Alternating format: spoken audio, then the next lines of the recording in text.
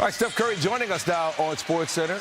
Steph, busy summer for you, making a lot of enemies in France and delighting Americans here at home. How are you feeling physically? I feel great. Like you said, it was nice to spend 6 weeks with those guys, represent Team USA, get gold, had a little bit of break.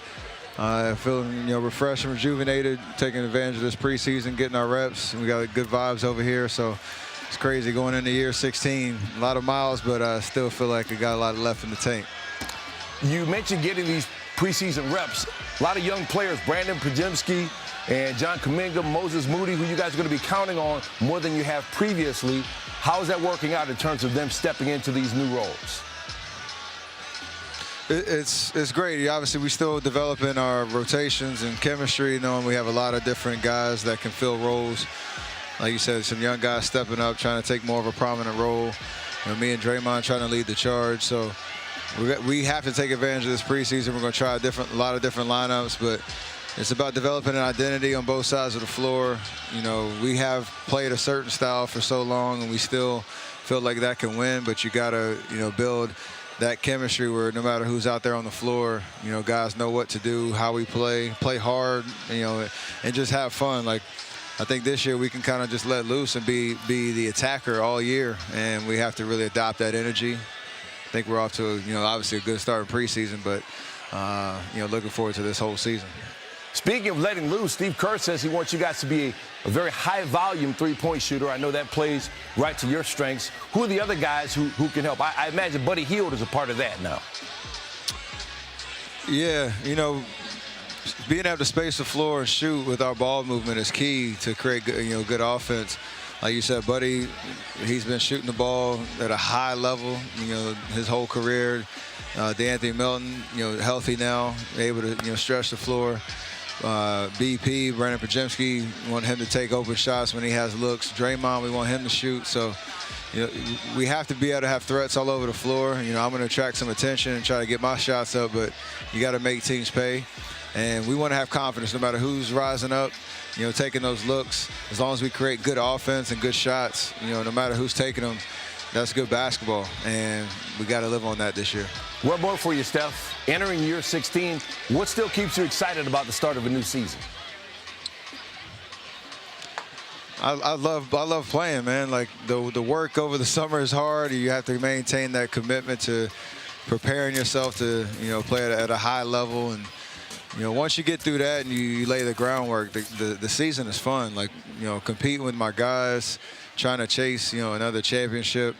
That the ball is going to stop bouncing at some point. And for me, like, I love this environment. I love being out there on the floor. So you miss it over the summer. And, when you're back out here, looking forward to that 82-game schedule, like, you're going to have, just so much fun trying to figure out what this team needs to do to be successful. So locked in on that mission for sure. All right, best of luck this season. Thanks for taking some time to join us. Yes, sir. Appreciate you. From the hunters to the hunted. That's not a position we've seen Golden State in very much over the last decade. We all know, right, that the trio of Steph, Clay, Draymond, they were effective when they shared the floor in Golden State. But if you look at the numbers, actually, over the last 4 years, Curry and Green, they were actually even a little bit better without Thompson on the court. So big perk. Take us through the chemistry that Steph and Dre have here. Hey, Bob.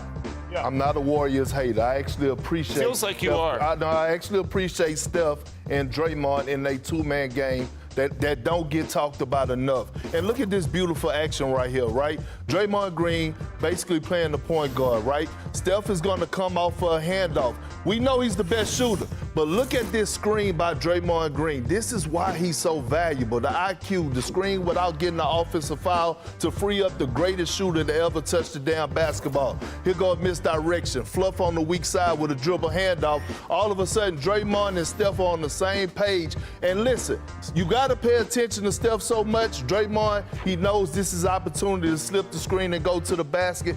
Yes, we talk about Jokic and Murray, yes, we talk about all the duos in the league, but when it comes down to chemistry-wise, one of the greatest duos to ever do it offensively is these two brothers right here. And maybe that's why Steve Kerr said during training camp that Steph and Draymond, they are the only two locks to start for the Warriors this season. And honestly, that makes sense. The Warriors, they trotted out 27 different starting fives last year with no group starting more than 13 games. But I like what you said, Perk, talking about with all the uncertainty that's going on with Golden State, they do have that chemistry to rely on with Draymond and with Steph Curry. But I guess the question is, Brian, since we've seen them knocking on so many doors, is that enough? Yeah, so they obviously have a lot of depth. The question is, are they going to keep it? So I'm just going to tell you that 3 times that we know of, there could be more, they've tried since the winter to make a big deal. They called the Lakers on LeBron. It didn't go anywhere, but they called. They tried to get Paul George all the way up into his opt-out deadline before he went over to the Philly 76ers. And then right after they didn't get him, they tried to get Lauri Markkanen. So my question is, they may keep going after a big game. They may keep hunting. And let's watch what happens with Jonathan Kuminga in the next 2 weeks. October 21st is his extension deadline. I think if he extends, it'll probably be a 9-figure deal if he does. He's going to be a Warrior for the time being. If he doesn't extend, I think the chances of him being a trade target increase. And you got to really watch that as the Warriors watch what else happens in the league as they look for another target. Well, Malik, if the question is, does Steph Curry and Draymond Green enough? They're answering that.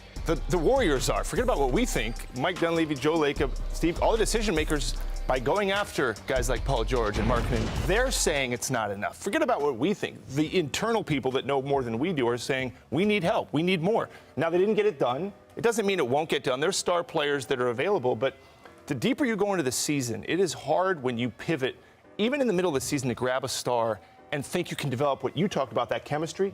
People, look at Lillard and Giannis last year. You think you just snapped. That guy got traded right before the season started.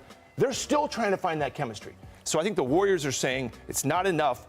I do worry, though, the sooner you get a player, the better chance you have of that player being impactful. Just plugging a player in at the deadline is hard to do. But here's the question I want to throw out there, right? We talk about them going hunting.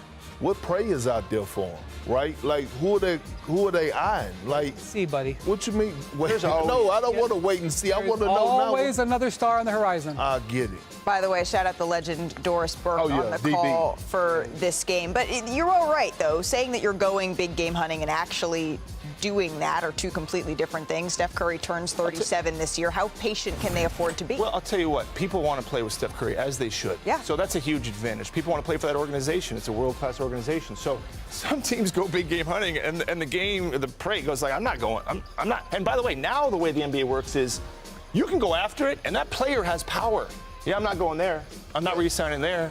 But why not maximize what you have right now in two guys, especially Jonathan Kuminga, that you drafted with the lottery pick?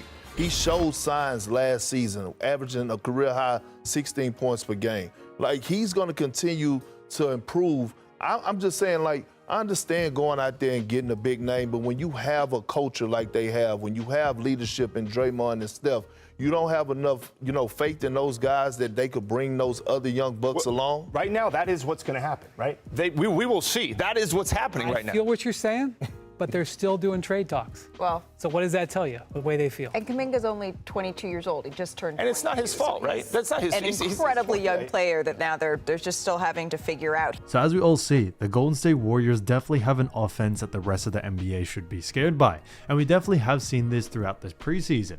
When it comes to some games or notable preseason games, a big game that does sit out is definitely the Sacramento Kings and the Golden State Warriors preseason game, which was recently having them break a record, having 28 threes in a single game.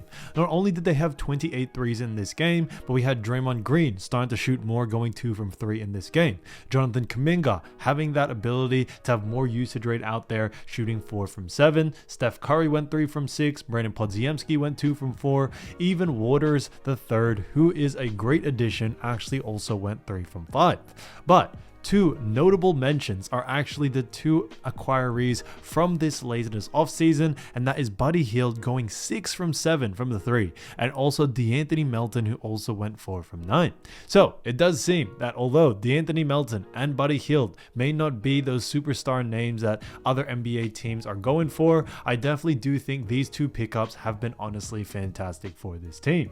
They definitely not only provide that 3-point scoring, but they provide extra youth to this team, especially when it comes to more and 3-and-D guys. And it's something that not only Steve Kerr likes, but Warriors fans do definitely prefer, and it can definitely be a huge plus coming into the next season, especially if they are wanting to win an NBA championship. Now, when it comes to in total, we actually do see that the Golden State Warriors have definitely improved from the 3-point line. During this game where they did hit 28 threes, they actually shot 54% from the 3. Yes, you heard that right. 54%. That is honestly insane, and no other team are really shooting that, on a regular basis. But the fact that this Warriors team have been able to pull this together, especially against a solid Sacramento Kings team, it definitely does set the Warriors up for a great future ahead. And I definitely see them doing a very, very good job, especially with the roster that they have built. Now, with NBA season almost here, I think the next preseason games, the Golden State Warriors will rest their stars, but we definitely see that this Warriors team do have something special, and it could be a sight to see, and they have a proper opportunity to win another NBA championship.